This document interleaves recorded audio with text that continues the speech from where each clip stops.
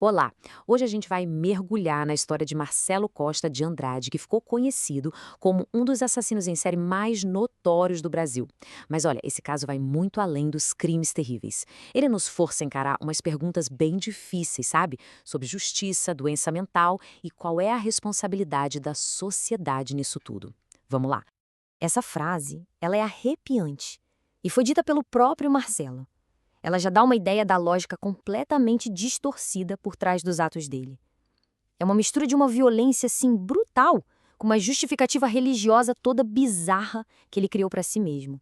A onda de terror do Marcelo chegou ao fim. E chegou ao fim por causa de um único erro, um erro crucial. É por aí que a gente começa, pelo crime que levou à captura dele e que acabou revelando toda a sequência de assassinatos. Tudo começou a desmoronar para ele em 16 de dezembro de 1991. Marcelo atraiu dois irmãos, o Ivan e o Altair, com uma promessa de dinheiro. No mesmo dia, numa praia isolada, ele atacou e matou o mais novo, o Ivan, de só 9 anos. Só que aí veio o erro fatal dele. Ele deixou o irmão mais velho, o Altair, vivo. O Altair, com apenas 10 anos, fingiu que ia colaborar, mas no dia seguinte, numa distração, ele conseguiu escapar. E foi a coragem desse menino que levou a polícia direto até o assassino. Ok, a gente já sabe como ele foi pego. Mas a grande pergunta que fica é: como é que alguém chega num ponto desses? Para entender, a gente precisa voltar no tempo e olhar para a infância e adolescência do Marcelo, que foram marcadas por traumas muito, muito profundos.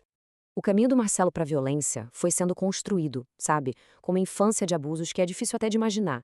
Criado na Rocinha, ele não só via violência doméstica pesada dentro de casa, como também sofria abuso físico e sexual. Na escola, a coisa continuava, e quando ele foi dispensado de um internato aos 14 anos, as ruas viraram um único lugar para ele. Cada um desses traumas foi uma peça na formação do homem que ele se tornou. Mas o mais curioso é que a vida dele não foi só esse caos. Não foi uma linha reta para o abismo. No meio de uma vida nas ruas, de fugas, de até uma tentativa de suicídio, houve um pequeno momento de aparente normalidade. Ele chegou a morar com um companheiro, teve emprego de carteira assinada, começou a ir à igreja. Essa estabilidade, mesmo que rápida, torna a queda dele na violência depois ainda mais complexa e perturbadora. E agora, a gente entra na parte mais sombria dessa análise. A terrível onda de crimes que deu a ele um apelido infame e que simplesmente chocou o Brasil inteiro. 14. Esse é o número de vítimas que a polícia atribuiu a ele. 14 meninos, todos mortos num período de só 8 meses, em 1991. A escala e a rapidez dessa onda de terror foram uma coisa assustadora para a época. E ele não agia no impulso, não. Havia um método, um padrão frio e calculado. Ele usava sempre a mesma conversa de dinheiro ou de um tal ritual religioso para ganhar a confiança das crianças. Depois levava elas para um lugar onde ninguém pudesse ouvir ou ajudar. A violência que vinha a seguir era extrema, incluindo atos de necrofilia, e terminava sempre no assassinato. E aí vem a parte mais bizarra de todas. Como é que ele justificava isso para si mesmo? Na cabeça dele, ele não era um monstro. Ele era uma espécie de salvador. Ele ouviu num culto uma vez que crianças que morrem vão para o céu e, de alguma forma, ele distorceu essa ideia para justificar os impulsos violentos dele, acreditando que estava fazendo um favor para as vítimas. De onde veio esse apelido, Vampiro de Niterói? Não foi só sensacionalismo da mídia, não. O nome surgiu da própria confissão dele, de um dos atos mais terríveis.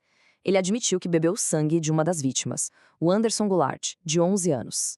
Isso selou de vez a imagem macabra dele no imaginário popular. E isso nos traz para os dias de hoje, porque, décadas depois, Marcelo Costa de Andrade continua preso e o caso dele se tornou um dilema legal e ético que o Brasil até hoje não sabe muito bem como resolver. Vamos lá, ele está internado desde 1993. Em 2021, ele ultrapassou o tempo máximo de pena que existia na lei da época, que era de 30 anos. E agora, com essa política de fechar todos os manicômios judiciários até 2024, o sistema está encurralado. A questão é, o que fazer com um homem que já cumpriu a pena máxima, mas que é considerado perigoso demais para ser solto? E para complicar tudo, tem a avaliação médica oficial, e ela é taxativa. Os psiquiatras o consideram incurável e dizem que não há condições de tratamento. Eles afirmam que ele não tem a menor consciência da gravidade do que fez, que ele se orgulha dos crimes e que, se for solto, a chance dele voltar a matar é quase certa. E aqui está o centro de todo o conflito. De um lado, a gente tem a proteção da sociedade. A avaliação médica é muito clara. Ele é um perigo. Do outro lado, tem a lei e a ética. Uma pessoa pode ser mantida presa para sempre, mesmo depois de cumprir a pena máxima, só com base num prognóstico de que ela é perigosa. E essa mudança toda na política de saúde mental do país torna essa questão ainda mais urgente. E a gente termina com essa pergunta que fica no ar. O caso do vampiro de Niterói nos obriga a pensar sobre os limites da lei e da psiquiatria. Como é que uma sociedade consegue equilibrar os direitos de um indivíduo, mesmo um que cometeu atos terríveis, com o dever de proteger o resto da população? É uma pergunta sem resposta fácil e que continua tão relevante hoje quanto era lá em 1991.